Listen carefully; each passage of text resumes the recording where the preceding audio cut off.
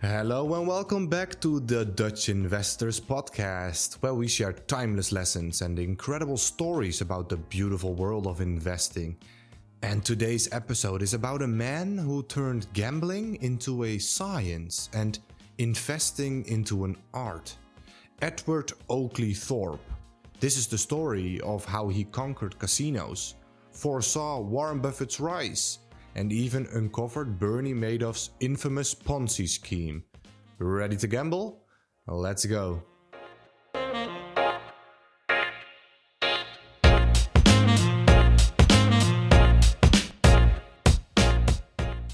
Let me take you back to August 14th, 1932, the day Edward Thorp was born in Chicago.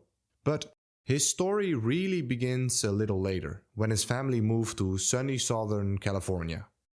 That's where Edward's natural curiosity started to shine.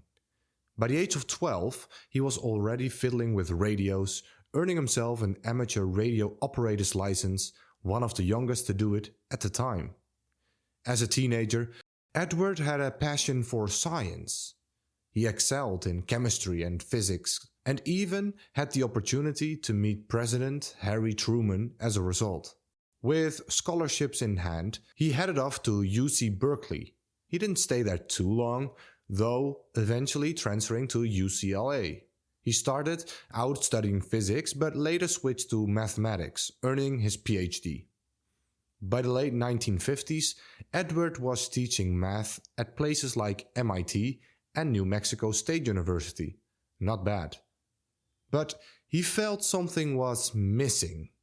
He felt like he wasn't just a math professor. He wanted to do more, and he was itching for a challenge outside the classroom. That's when his attention turned to the casino.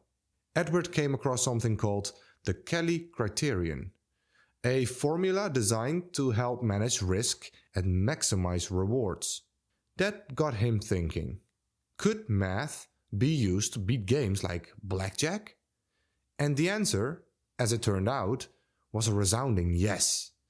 He dove into the game, working out strategies like card counting that could tip the odds in the player's favor.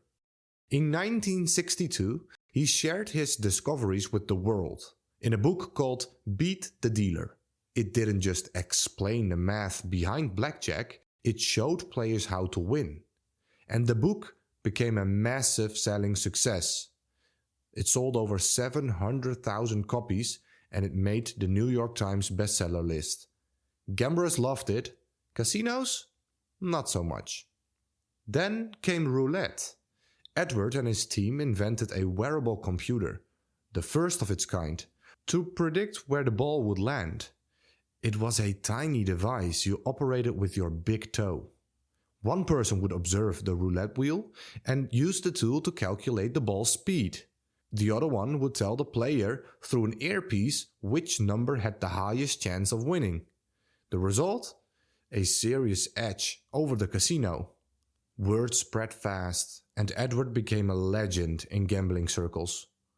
While Thorp's methods aren't something we recommend trying at home or at a casino, it does bring us to lesson number 1. Only bet when the odds are in your favor. It also brings us to lesson 2. To win, you need an edge. In gambling and in investing, an edge or a competitive advantage can take many forms. Thorp found that the stock market, much like the casino, rewards those with an advantage. Here are 3 ways to gain an advantage.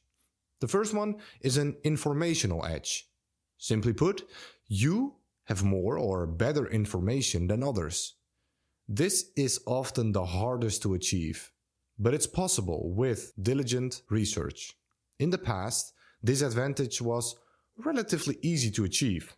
Nowadays, partly due to the advancing technology and the internet, it has become much harder to attain.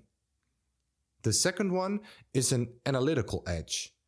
And it basically means you interpret the same data or information better than your competitors. For example, recognizing patterns or trends that others overlook, or being able to read a financial statement better than someone else does. Or because of your job, You know how to spot fraud earlier than others. Just a few examples. Back in the day, before the internet, this edge was also much easier to attain than today. People think that intelligence is about noticing things that are relevant, like detecting patterns. In a complex world, intelligence consists in ignoring things that are irrelevant, avoiding false patterns. Just something to keep in mind. The third edge is a behavioral or psychological edge. Being more patient than others, staying calm during market corrections, having the ability to say no to certain investments or certain ideas. Sometimes the greatest edge is simply waiting while others act impulsively, and we think the third edge is the most attainable to most investors. After casinos banned him from playing, Thorp applied this thinking, his edge, to the stock market. He created mathematical models to trade call options, one of the first quantitative approaches to investing. And this earned him a stunning, believe it or not, 20% annual return. And when his model stopped working, Thorp did something most investors struggle with. He just quit. The takeaway from this story is to know your edge, and perhaps even more important, knowing where your edge is not. Speaking of knowing when to quit, let's talk about lesson 3, recognizing when to walk away. This might be Thorp's most underrated skill. When he realized his trading strategies weren't working anymore, he didn't keep trying or try to make more money with the same strategy. Instead, he just stopped trading. He literally just stopped, never looking back. Perhaps one of the most difficult things in life is knowing when it's time to quit. You see this everywhere. Football players who keep playing for too long. UFC fighters who continue fighting past their prime. People in casinos who just can't stop. Staying in relationships for too long. And I could go on and on. The takeaway here is this. Know when it's time to do something else, to move on, to quit. It's 1968, and Edward Thorp is playing a game of bridge. This is when two worlds kind of collided. Thorp met this young man you might know, called Warren Buffett. Yes, the Warren Buffett. And after their conversation, Thorp was blown away by his intellect and vision. This is when Thorp made another bold prediction. He predicted Buffett would one day become one of the richest men in the world. Okay, maybe not literally, but he did see something in Buffett. His ability to compound wealth, his intellect, and most importantly, his disciplined approach.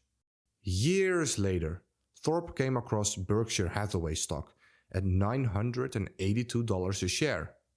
Despite the stock price going from $12, Thorp recognized it was still a good investment, being led by the man he admired.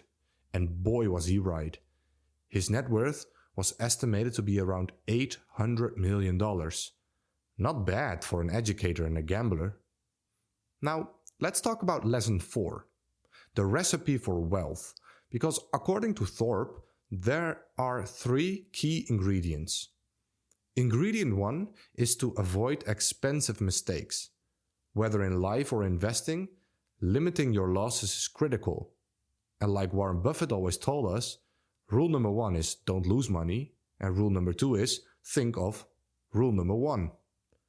Ingredient 2 is compound at a high rate. This takes time and discipline, but it's the cornerstone of investing and wealth building. And ingredient 3 is to sustain it for as long as possible. Staying in the game and letting compounding work its magic is half the battle. Here's another unbelievable example of his analytical edge. In 1991, Thorp advised McKinsey, the big investment firm McKinsey, against investing in Bernie Madoff's portfolio. His reasoning? Well, the numbers didn't add up. While he couldn't prove Madoff's fraud, he knew the risk wasn't worth it. Thorp told them, if I'm right, you'll save your career, but if I'm wrong, you lose just 4% of returns. The best move is to just exit or quit. It took another 17 years before the world discovered Madoff's Ponzi scheme. Thorp's foresight saved his clients from disaster. A lesson in always prioritizing risk management. I mean, quite the guy, isn't he?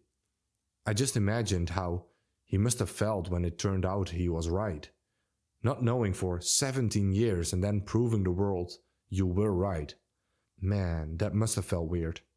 Before we wrap up, let me remind you of the key lessons from Edward Thorp. 1. Only bet when the odds are in your favor. 2. Know your edge or your limit. 3. Know when it's time to quit. 4. Avoid stupid mistakes, compound and sustain it for the long term. And 5. Never bet the farm. Always ensure you live to fight another day. This was a fun one for me. Thank you so much for joining me today on the Dutch Investors Podcast. If you found value in this episode, please help us get found by leaving a good review for the show. That's the best way to support our work. Until next time, stay curious, keep learning, and happy investing.